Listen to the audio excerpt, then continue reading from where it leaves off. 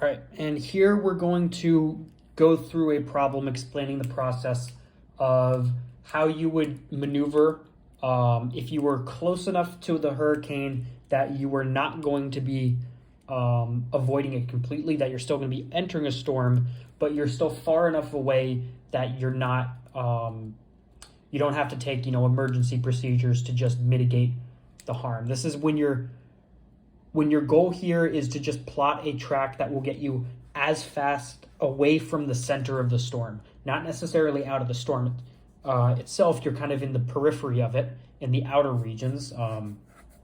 You'll see in this situation we're like 200 miles away, but it's far enough that you can avoid the worst part. So it's just a bad storm, like a bad normal thunderstorm, but not a hurricane to you. And this example, I'm actually going to rip straight from Bowditch. It's in the example, a practice problem it has in its tropical cyclones chapter. So in this situation, I'll read to you, a tropical cyclone is estimated to be moving in direction 320 at 19 knots.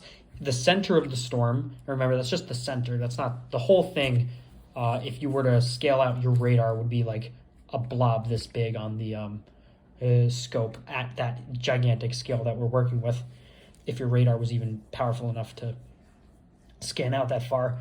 It center bears 170 at an estimated distance of 200 miles from a vessel which has a maximum speed of 12 knots. So in this situation, that center of the storm and its direction and speed isn't something you're calculating. That's been reported to you from like the National Weather Service. You've been getting that from Navtex and marine safety information broadcasts, sending out where the location of this storm is. So if you know that it's close enough that you need to begin this plot, you would set it up like this. So the first thing you do is you plot the location of the center of the storm. So it is estimated to be 200 miles from you in the direction 170. So I'll draw out 170.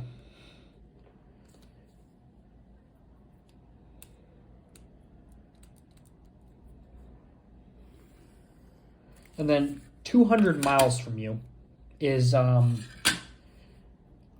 obviously so large that we don't have an adequate scale on the MoBoard to depict that. However, if we were to say, here's the 5-to-1 scale. If we were to now treat this as, well, the 20-to-1 scale would get you, this 50 miles here would be equivalent to 200 miles, because 20-to-1 is 4 times 5-to-1. But that's also kind of too, let's see, what did they use? Yeah, they used the 20-to-1 scale. So obviously we're making up a new scale here, but 20-to-1, it puts the center of the storm right on the edge of the scope down here. This is actually, like, this portion is going to be important in a second, but it doesn't need to be so precise, so that's fine. So here's the center of the storm. Now the next thing we do is we plot the storm's true direction and true speed as it's been reported. So it's reported to be on direction 320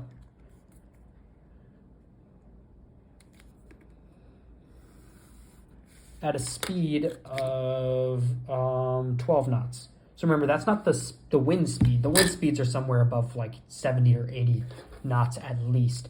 But the speed that the whole storm is moving in unison is 12 knots.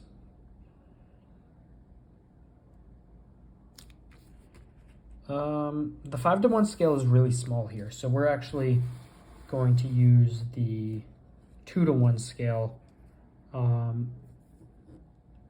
Because even if we've been using the 5-to-1 in advance, the larger the scale you use, the more accurate it's going to be, just because if those lines are larger, it kind of gives room for more precision. So this is the course of the of the hurricane, so we could label that EM. They label it, I think, RA, but I think it's better to go with EM because we already know this is them's vector. We can visualize this better now. So they're headed on this course. The question asks for the course to steer at 12 knots to produce the greatest possible distance between the vessel and the storm center. Minimum distance. So how we're going to set that up is, wait, 12 knots? Wait, that's silly.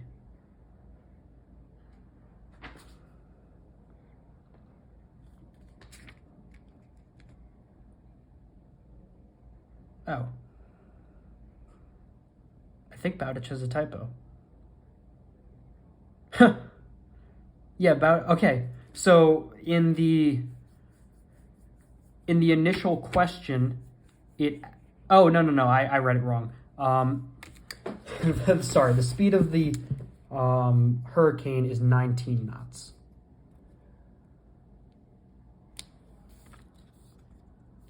I just was looking at the question poorly. 19 knots, not 12 knots. So there is M. So here's EM. And we are sailing at 12 knots. That's what I got mixed up. We need the course that will, at 12 knots, that will give us the maximum distance. So if you can imagine, it's not,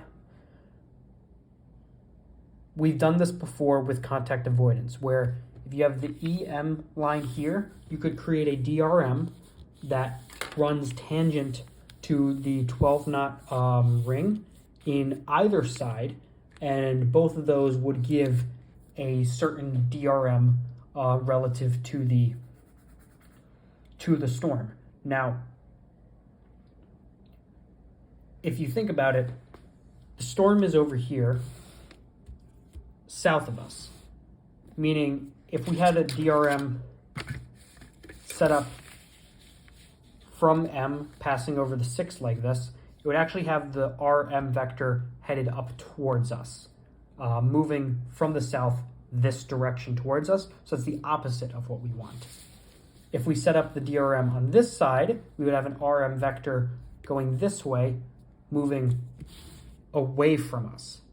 You know, one would have us coming towards us like this. The other would have us coming towards us in this direction. That's the one that's going to minimize it. So the rule of thumb here is you always place the DRM vector going on the opposite side of the scope from the where the storm is located. If the storm is to the south of you, you go to the north. If the storm is to the north, you go to the south. East, west, same deal. So we're going to place this DRM tangent to the 6 mile, or to the 12 mile ring, 12 knot ring, which is equivalent to the 6 mile ring. So you line it up like that, draw it across there. And then what you do is you line it up so that a line from the scope passes straight to it, which is a tangent line, meaning it would be perpendicular, or sorry, this is a tangent line, meaning it would be perpendicular to our ER line. So we can just make a perpendicular line here and draw it like that. And you'll label that ER. And what that means is, if we measure out the course here, it looks to be 011 degrees. What that means is if the hurricane is headed on this course, we should head on course 011 at 12 knots, and that will maximize its CPA to us. It won't, so its minimum distance to us will be as large as we can possibly get it at this speed. At any other course, it would get in closer to us than this one. Now what we do to find what its CPA is we take this RM vector and we bring it down to the position of the storm. So you slide it down like that. It's kind of a long ways just because you're going from the opposite side of the sheet. There we go. We draw out the line this way. And so if this is the course we give and this is our relative motion vector, this would be the storm's DRM. And if we find the CPA,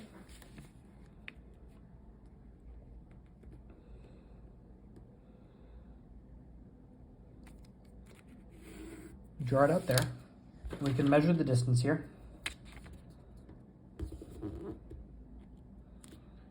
And it gives us a distance of,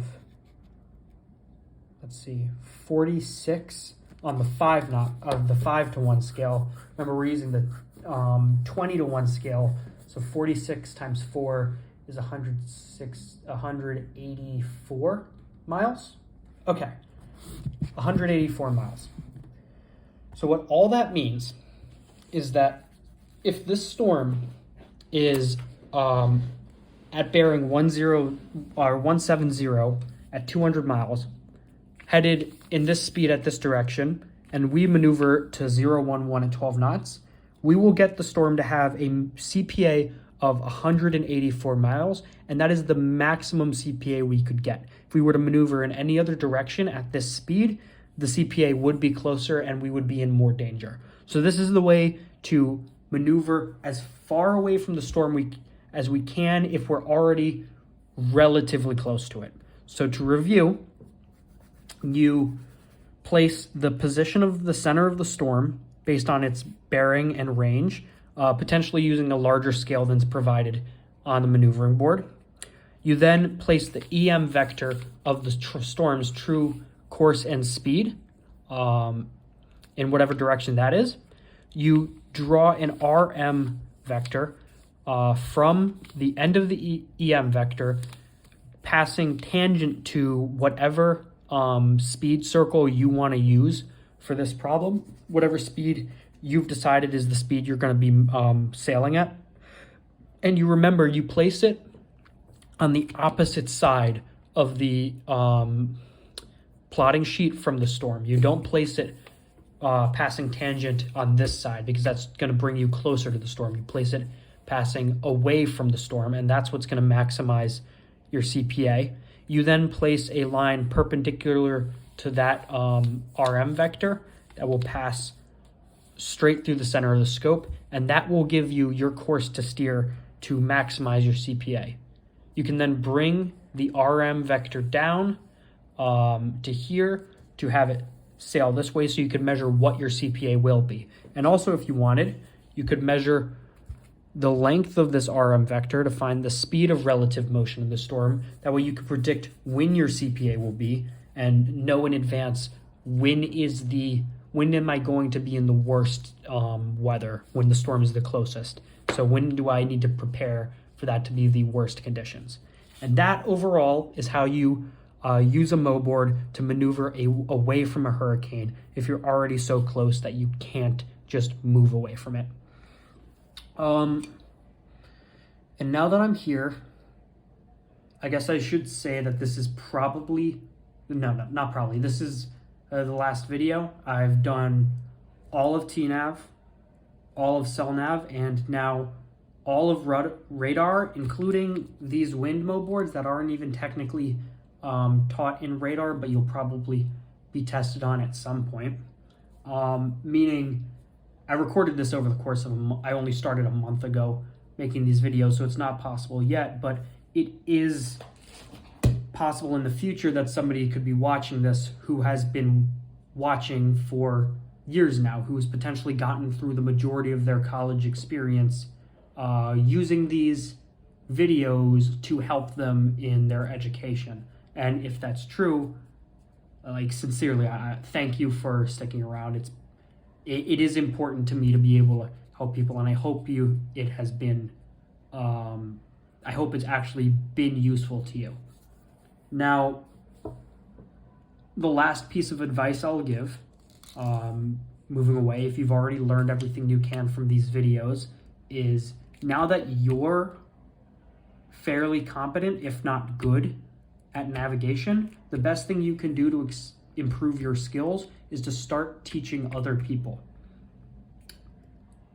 For someone who hasn't, if there's somebody who hasn't experienced like tutoring other people in one form or another, you'd be surprised. It makes you a lot better at the skill than you were to begin with, because you have to think about these things not just in the way that makes sense to you, but in the way that makes sense to others. And that sort of those mental jumping jacks you do as a result are actually a really good way of honing your skill and learning more about it. It's also just the right thing to do. You know, you deserved these videos as a way to help you, and now there's some kid who's struggling that deserves your help right now. So for their sake and for your sake, I strongly encourage you to do what you can to help others along the path that you've been following theoretically up until this point. So good luck to you with all that. By the way, I imagine somebody's probably curious, but if you want to know what this thing has been this whole time,